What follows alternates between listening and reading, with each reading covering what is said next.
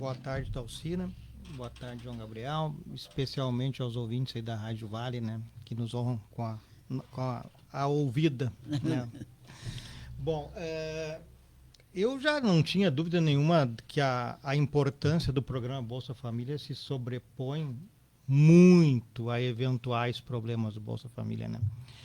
Então eu resolvi, já tinha lido vários estudos e resolvi agora fazer uma pesquisa, né, unindo esses estudos, esses números todos, né? E não me surpreende os números, né? Mas nós temos muitos aspectos positivos que a gente pode ir conversando agora, né? E a pergunta já foi direta na questão laboral, né, da Alcira. Na questão laboral, aqui está descrito em números aqui nessa pesquisa, né, que a maioria das pessoas que conseguiram trabalho em 2025, né, são ligadas ao CAD único e um percentual de quase 50% dessas pessoas especificamente ao Bolsa Família.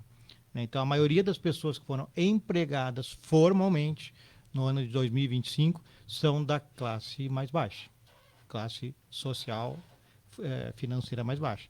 E um percentual altíssimo desse pessoal é do Bolsa Família. Olha, essa é uma questão. Vou pedir para o João. João, me faz o João Gabriel. João Gabriel. João. Liga o ar para a gente aqui, por favor. Desculpe ter interrompido, professor, mas assim, ó. Quando se fala numa renda mínima, essa renda mínima dá condições para essas famílias que não teriam renda nenhuma ter pelo menos um dinheiro garantido no final para contas básicas, né? Certamente. A conta, o número que se faz, que é um número internacional, não é brasileiro, que R$218 para baixo, quem tem uma renda mensal per capita de R$218 para baixo. Esse número é um pouquinho maior hoje em vista do aumento do salário mínimo, né? Mas é um pouquinho acima de 218, está na extrema pobreza. Né? Aquelas pessoas que não conseguem ter uma alimentação mínima, não vamos falar nem básica, mínima, né? E se considera que está numa situação de pobreza quem tem renda per capita na família de 218 para cima, R$218 para cima. E isso, aí vem os valores do Bolsa Família, R$600, né? Para as famílias que ganham menos de até R$218, estão na extrema pobreza, ganham até R$218, elas podem pleitear o Bolsa Família. Pois é, aí quando a gente pega esses números, a gente pergunta como é que alguém consegue viver, por exemplo, uma família, mesmo que seja, por exemplo, porque nós sabemos que as mulheres hoje são a maioria como chefes de família. Exato. Né, que são beneficiadas pelo CAD único, pelo Bolsa Família, enfim, por esses programas de atendimento às pessoas em estado de pobreza. Mas eu fico pensando, R$600, como manter, né, por exemplo, uma mulher e duas crianças, como é que faz, né, para comer, para vestir, para aqueles itens básicos do dia a dia? Na realidade não é possível, né, Alcira? Na realidade as pessoas ou conseguem alguma renda por fora, o famoso bico, né, ou passam fome. A realidade é essa, não dá para tapar o sol com a peneira. Né? Então, como tu falaste, né, em Cachoeira do Sul nós temos quase 6 mil famílias beneficiárias do Bolsa Família. Destas, quase 4 mil, em torno de 4 mil, são chefiadas por uma mulher. Nós não sabemos, não temos esse dado. Quantas dessas mulheres tem ela e um filho, ela e 2 filhos, e ela não pode sair para trabalhar porque tem que ficar com o filho? Então, são políticas públicas que têm que ser gestadas a partir dessa compreensão. Por exemplo, nós temos quase 4 mil famílias que têm a mulher como a mantenedora. Não sei se o termo chefe não é o mais correto. Não é mais correto. Sim, não é mais correto, mantenedora. Sim. Então, a gente precisa chegar num ponto que essas crianças têm que ter creche. Mas aí sim, a gente pode verificar, tá, mas a mãe não quer colocar na creche. Aí é uma coisa que a gente pode discutir e acertar. Sim. Mas enquanto não tiver a política pública adequada, né, é uma possibilidade de que essas quase 4 mil mães tenham que ficar em casa cuidando dos seus filhos. Nós estamos falando de 4 mil mães em Cachoeira? Isso. Em Cachoeira do Sul. 6 mil famílias e quase 4.013 tanta é coordenada, mantida por mulheres. Né? A mulher é quem toma a frente disso porque o pai das crianças se perdeu no mundo. Exato. Ainda muitas vezes não tem nem como recuperar aí até para buscar Quem sabe como é que chama? Auxílio... Pensão alimentícia. Pensão alimentícia. Mas, independente de qualquer coisa, professor João, existe ainda um levante contra esses programas sociais, seja por uma questão política, seja por uma questão... Porque me parece que hoje todo mundo bate quando é para atender pessoas de baixa renda. Sim. Né? Nós ouvimos seguidamente, a gente lê seguidamente quando se fala em Bolsa Família, principalmente, porque para o Bolsa Família diz que o pessoal não quer trabalhar, porque aí não sei o quê, daí finge que trabalham de biscate para não ter que ter carteira assinada, para não perder o benefício. Na realidade, nessa sua pesquisa, o que ela mostra em relação a isso? Bom, vamos lá. Para mim dar os números exatos eu teria que ler, mas eu vou fazer aqui uma Não, faça resumo. generalizado. Então, assim, quando alguém recebe Bolsa Família, existem condicionalidades que têm que ser cumpridas. Na saúde, principalmente, e na educação, os dois principais. Então, é obrigatório estar as crianças na escola, os pequenos de creche ter 60% de frequência e os maiores, ensino básico lá, 75% de frequência. É obrigatório que a mãe faça o pré-natal, é obrigatório que o filho esteja vacinado, e é obrigatório que se faça acompanhamento nutricional. Bom, sabe qual é a consequência de tudo isso? É que nós temos um aumento educacional. Eu tenho várias crianças estudando que não estariam, várias crianças estudando tanto no ensino fundamental quanto no ensino médio, estudando que não estariam. E se eu tenho gente que está estudando, está se tornando mais culta, a consequência, isso é mostrado aqui, é que essas pessoas têm mais chance de se emancipar do que se não tivessem estudado. Então, um problema que foi apresentado aqui na pesquisa nós temos número de matrículas exponenciais. Muitas crianças e adolescentes estudando por obrigatoriedade do Bolsa. Mas a qualidade do ensino não acompanha. Então, é uma questão que tem que ser debatida. No Brasil tem que ser debatido o ensino. Né? Eu tenho muitos alunos, várias matrículas, mas a qualidade não acompanha. Mas ainda assim, mesmo que a qualidade seja dúbia, eu tenho crianças estudando. Eu tenho adolescentes estudando. E se eles estudam, se eles estão se produzindo para si mesmo cultura, a possibilidade deles se emanciparem no futuro é grande. E os números comprovam isso. Na educação, tem pesquisas dos 20 anos do Bolsa Família. Vários filhos de quem tinha o Bolsa, lá os primeiros Bolsa Família, 2003, se não estou equivocado, eles saíram do Bolsa. Eles não estão mais no Bolsa. Eles conseguiram se emancipar. Foram filhos de Bolsa Família e hoje vários não são. A grande maioria. Bom, além disso, com essa exigência das condicionalidades na saúde, vários tipos de doenças foram diminuídas. Desde a AIDS, o HIV, passando por tuberculose, passando por internação hospitalar, passando por mortes das mais variadas, diminuíram em virtude da ligação com o Bolsa Família. Além disso, criminalidade, podemos também avançar.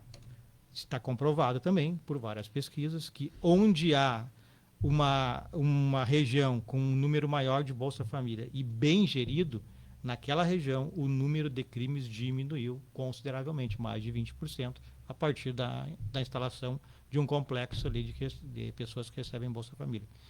E por aí vai, é saúde, é educação, é violência. Só pelo fato, professor João, de que isso inclui, inclusive, direitos humanos, e eu sempre digo, a família que deliberadamente, por ser negacionista ou coisa que o valha, se recusa a vacinar uma criança, que coloca a vida dessa criança em risco por causa que não acredita na vacina, porque não acredita nos programas. Inclusive, tem até no Brasil, tem uma deputada, eu acho que de Santa Catarina, aquela que usa tiarinha de florzinha, não sei o nome dela, né, já tem um projeto para desobrigar a vacinação. Os pais seriam responsáveis, né, por querer ou não vacinar os filhos. Eu espero que ela não faça. Eu garanto que ela já vacinou todas as crianças. Pelo menos os filhos dela devem estar vacinados. Né? Isso provável. Com certeza. Mas os outros papos deixa para lá. Mas é uma coisa bacana, porque para você ter acesso ao Bolsa Família, essas crianças precisam. A mãe ou o pai, a família precisa comprovar que as crianças estão vacinadas, com a carteira de vacinação em dia e com a matrícula regular, seja ela na educação infantil ou seja ela no ensino fundamental. né? Não tem esse meio termo. Não tem, Não. são dois itens que não são negociáveis Não. dentro da questão do Bolsa Não, Família. se não cumprir, isso se chama condicionalidade. Se não forem cumpridas as condicionalidades, tem uma notificação e em seguida é bloqueado. Né? Então tem que cumprir. E nós, assim, esclarecendo para o público, tanto em Cachoeira quanto no Brasil, o índice de cumprimento das condicionalidades se aproxima de 96%. Das pessoas usuárias do Bolsa Família, 96% aproximadamente cumprem todas as regras da saúde e da educação. Olha só, é um número elevadíssimo, Elevadíssimo, muito elevado. Até porque esses 4% pode ser muita coisa, até alguém que morreu no dia que foi feita a pesquisa. Pode né? ser alguém que tenha se mudado da cidade, Aumentado a renda. ter saído do Cade bolso, Único, né? exato, então, sim. mas o índice é fantástico, altíssimo, é altíssimo, 96%. E talvez esse índice de manter a regularidade escolar e também de vacinação de quem recebe Bolsa Família, a gente não tem esse parâmetro, não sei se o senhor chegou a fazer, mas talvez seja superior àqueles que não recebem Bolsa Família. Sim, sim. Isso tem na pesquisa também. Exato. Tem na pesquisa. Tem na pesquisa também. Todos os parâmetros é uma comparação entre os que recebem e os que não recebem, dentro de uma condição semelhante, claro, né? Os parâmetros são mais positivos para aquele grupo que recebe Bolsa Família. Isso, e as pesquisas randomizadas, que a gente chama para ter eficácia, ela tem que ter um grupo, que é o grupo que a gente está analisando, e outro grupo que a gente chama de grupo controle. Então, é o grupo que recebe Bolsa Família e nas mesmas condições o que não está recebendo. Isso que é o comparativo. Bem interessante. O senhor fez esses parâmetros, professor, eu sei que eu lhe apresentei também. Primeiramente, nós nos conhecemos como professor Exato. de Direitos Humanos da universitário, né? Mas essa pesquisa, ela vai servir para quê agora? Na realidade, ela serve para quebrar paradigmas como este de que o Bolsa Família só causa problemas. As pessoas não querem trabalhar, as pessoas ficam estabilizadas, ainda que minimamente, que eu não sei que estabilidade é essa, mas enfim, né, ficam lá recebendo o seu Bolsa e não querem sair, ficam fazendo filhos. Inclusive tem aqui, foi bom falar em filhos, a natalidade é maior, a diminuição da natalidade é maior nos grupos que recebem Bolsa Família. Claro, isso é explicado, porque elas vão lá no posto de saúde, elas têm que ir.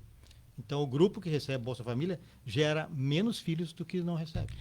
Olha que interessante, isso quebra de novo a fantasia que as pessoas vão dizer, mas aí ficam fazendo filhos, porque é chula as expressões, são chulas as expressões que muita gente usa, e o que me deixa com o pé atrás sempre é que muitas vezes essa agressão vem direto de outras mulheres. E uma questão importante também, Dalcira, falando do trabalho. Eu vi um número aqui, passei os olhos, já achei um primeiro número aqui na pesquisa.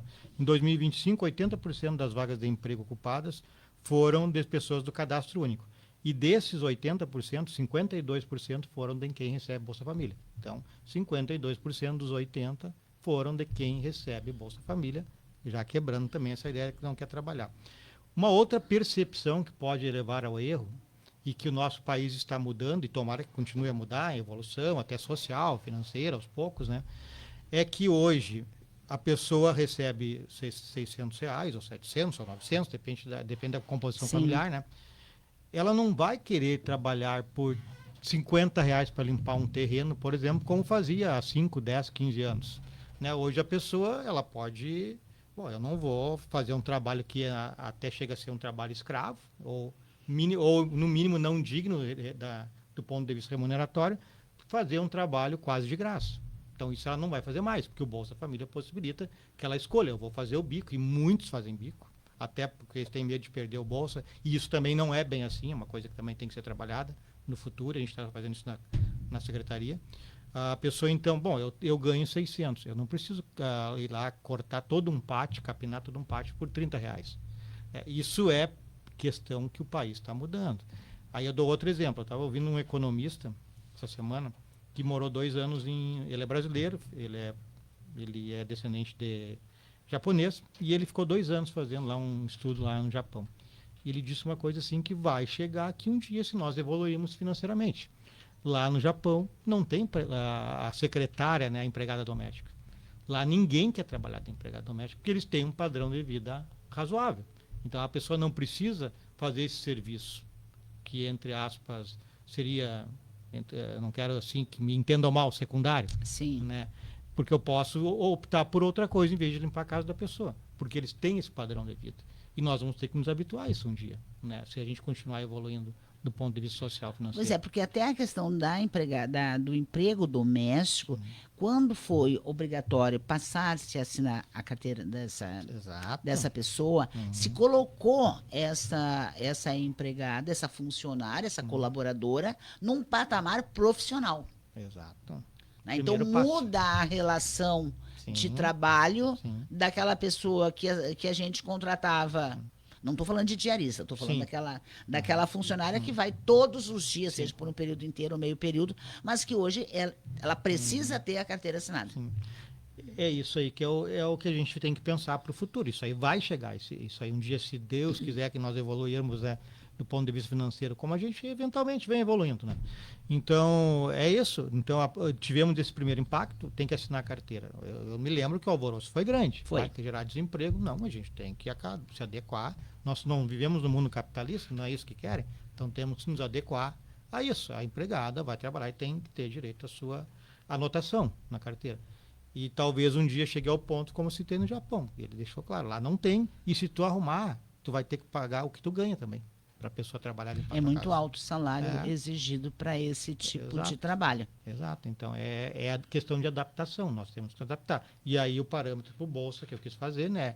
Eu não preciso trabalhar por R$20 ou R$30, cortar o dia todo para cortar a grama de um pátio. Quer me pagar 200, ok. Quer me pagar 300, ok. Senão eu fico alguma outra coisa, fica em casa com o bolso. É porque, na verdade, ninguém pergunta, porque eu estou procurando alguém aqui para capinar meu pátio, para cortar a grama, coisa e tal. Mas quanto tu estás pagando? Exatamente. Qual é o valor que tu está contratando, querendo que essa pessoa vá lá cortar essa grama? Exatamente. Né? Qual é o valor que está pagando? Aí as pessoas dizem, mas tem muita gente que sai daqui e vai trabalhar em outros municípios aqui da região, Candelária, tem ônibus que sai daqui para Venâncio Aires todos os dias de manhã. Mas quanto é que eles pagam lá e quanto é que pagam aqui? Claro. E isso é muito bom que aconteça, Dalcira, porque essa valorização da profissão. Eu li os livros e fui assistir uma palestra do autor americano Michael Sandel, quando veio aqui no Brasil, em Porto Alegre. E ele deixa muito claro esse negócio assim, de meritocracia, que eu acreditava até ver o trabalho dele. Hoje eu já não acredito tanto assim, né? Acredito parcialmente na meritocracia. Né? Ela não vai levar as pessoas a melhorarem de vida. Né? O que leva as pessoas a melhorarem de vida é ter um bom padrão remuneratório. Porque eu e tu, se nós fizermos o mesmo trabalho, eu posso trabalhar... eu vou dar um exemplo assim, que eu criei a partir da ideia dele. Tu pegar um médico e um gari, quem é que ganha mais? Mas não dá nem para comparar, né? Não. E qual é a importância do gari? É tanto quanto a do médico na questão de saúde. Mas a remuneração... E ele trabalha talvez até mais que o médico. Em condições mais insalubres, inclusive. E ganha muito menos. Então ele pode trabalhar muito mais, que ele não vai ganhar a mesma coisa que o médico. E eu nem quero que ele ganhe, não estou dizendo isso. Mas os padrões remuneratórios têm que ser melhor para todos. Aí sim nós estaremos dentro de uma vida, né, com dignidade para as pessoas. Olha, bem interessante. Professora, quanto tempo levou essa pesquisa?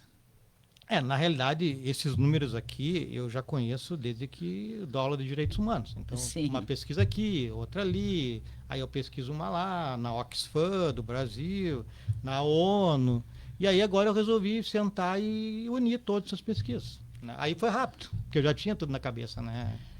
Tá, mas a próxima pergunta, claro, tem que ser ela. E quando é que esse material vai estar disponível para pesquisa ou para que a gente tenha acesso, né, a esse material? Não, na realidade, assim, o projeto é uma publicação com todos os servidores da Secretaria de Desenvolvimento Social. Nós temos um projeto para lançar um livro na Feira do Livro deste ano, aqui em Cachoeira do Sul, acho que é setembro, outubro, né? Cada um dos nossos equipamentos, o CRAS e o CREAS, eles foram provocados e aceitaram o desafio de escrever um artigo sobre o seu trabalho. O que o CRAS desenvolve? O que o CRAS Frota desenvolve, que às vezes é diferente do CRAS Zona Norte? O que o CREAS desenvolve, que é diferente dos CRAS? O que a equipe técnica dos lares das crianças e adolescentes desenvolve? Mas é uma escrita não empírica, fundamentada em ciência. Né? E aí, a partir daí, a gente vai formatar um livro, e esse é o meu artigo, e a gente vai publicar, então, lá para o final do ano. Um livro da Secretaria de Desenvolvimento Social. Mas eu deixo claro que esses números aqui estão à disposição. Eu não estou disponibilizando o artigo completo, que ele tem outras partes, mas os números estão à disposição para quem quiser. Para quem quiser. E esses números são muito interessantes. Eu gostei que desmistifica aquela história de que o pessoal do Bolsa Família faz filho para ganhar o benefício. É o contrário. E é o contrário. Né? O índice de crianças na escola e de vacinação é superior a quem não ganha o Bolsa Família. Então, nós estamos buscando uma desmistificação, o senhor busca com isso, uma desmistificação de que programas sociais que destinam renda mínima, né, para essa população em estado de pobreza, né, serve para mantê-las ainda, querer que elas se mantenham ainda mais na pobreza. Exatamente. E é importante destacar que o programa Bolsa Família, ele é um programa altamente testado, até justamente para ter essas comprovações que ele é eficaz. Sim. Eu não vou chegar aqui e dizer que ele é eficaz se eu não sei. Né? Então ele tem, se a gente entrar na plataforma do MEC hoje, ele tem mais de 19 mil pesquisas. Todo mundo pesquisa. Falando do mundo ou mundo? Mundo. Planeta Terra. Planeta Terra. Pesquisa o Bolsa Família. Né? E todas as pesquisas, tem pesquisa da National, não sei que lá, ciência lá dos Estados Unidos, tem pesquisa com países da Europa, junto com brasileiros, todas apontam praticamente aspectos positivos. Então, gente, não acredite nas tias do Zap Zap. Mococa Fontoura na nossa audiência, Traude Grohe também, a Loreni Soares, Roberto Bastos também. Obrigado pelo carinho, obrigado pela audiência. Professor João, é sempre um prazer lhe receber aqui, volte outras vezes. E eu gosto desses números, principalmente quando se começa a tirar da cabeça das pessoas todas essas fantasias, principalmente essa de que programas sociais servem para que as pessoas queiram continuar na pobreza. Eu acho que ninguém quer ficar assim, né? Não, e mais exatamente, ninguém nasceu querendo ficar pobre. E mais uma informação assim até que é interessante, esses programas eles estão sendo testados, inclusive um programa de renda, que não é o nosso caso, mas de renda básica universal. Estão sendo testados em vários países, inclusive nos Estados Unidos, Canadá, que aí seria uma renda para toda a população. Claro que aí países que tem poder econômico. Mas quem sabe um dia a gente chega lá. Sim. Foi um prazer recebê-lo, volto outras vezes. Um grande abraço e parabéns pelo trabalho. Um abraço, estamos à disposição. Estaremos lá, não esqueça de avisar o dia do lançamento do livro. Certamente. Tá bem?